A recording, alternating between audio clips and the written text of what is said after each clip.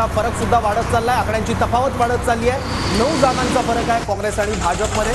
सकाळपासून जवळपास 62 जागांवर काँग्रेसचे उमेदवार हे आघाडीवर होते, पण हाच फरक आता हळूहळू कमी होताना दिसतोय आणि भाजपचं जोरदार कमबॅक एकदा बघायला मिळालाय। हरियाणामध्ये काँग्रेसला खूप मोठी आशा होती, खूप मोठे मुद्दे घेऊन राहुल गांधी या ठिकाणी प्रचारामध्ये उतरलेले होते। मात्र हरियाणामध्ये काँग्रेसला पुन्हा एकदा धक्का बसताना दिसतोय, तर भाजप 43 जागांवर या ठिकाणी मागच्या वेळी जेजेपी बरोबर सत्ता स्थापन केली, त्याचबरोबर कोणतेही विधानसभेचं अधिवेशन घेतलं नाही, त्यामुळे देखील नाराजी होती। मात्र त्यानंतर सुद्धा भाजप इथलं जातीय समीकरण जोडण्यामध्ये यशस्वी ठरलेली आहे का? भाजप 43 जागांवर।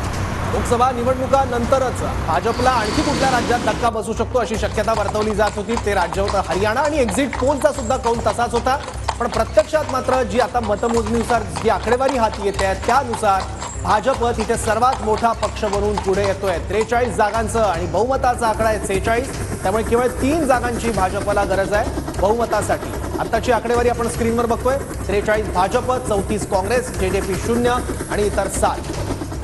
नक्की सौरभ, हरियाणामध्ये जाटांच्या हातामध्ये खरं तर सत्तेची चावी आहे। मात्र आतापर्यंत जाट हे भाजपच्या बाजूने होते, मात्र आता जाट, दलित आणि मुस्लिम अशी मोठ बांधण्यात काँग्रेसला यश येईल आणि त्या मतांचा फायदा काँग्रेसला होईल असं म्हटलं जात होतं। मात्र आकडे काही वेगळं सांगतायत या ठिकाणी। 36 बिरादरी असा जो भाजपनं या ठिकाणी म्हटलं होतं, तर त्याचा कुठेतरी मेळ या ठिकाणी साधताना भाजप यशस्वी होताना दिसत आहे।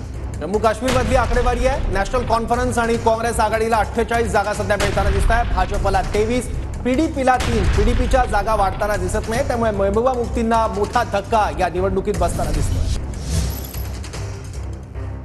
हरियाणात मोठा उलटफेर झालाय, भाजपची मोठी मुसंडी बघायला मिळते आणि काँग्रेस परत एकदा पिछाडीवर गेली आहे। हरियाणात भाजपची सत्तेच्या हॅट्रिकच्या दिशेनं वाटचाल सुरू आहे। 2 टर्म पासून भाजपची हरियाणात सत्ता आहे। यावेळेस अँटी इन्कम्बन्सीचा फटका बसण्याची शक्यता, इतरे काही मुद्दे होते, पण यंदा हरियाणात भाजप परत एकदा सत्तेच्या केंद्रस्थानी येण्याची शक्यता आहे। भाजपची हॅट्रिक होऊ शकते सध्याच्या आकडेवारीनुसार।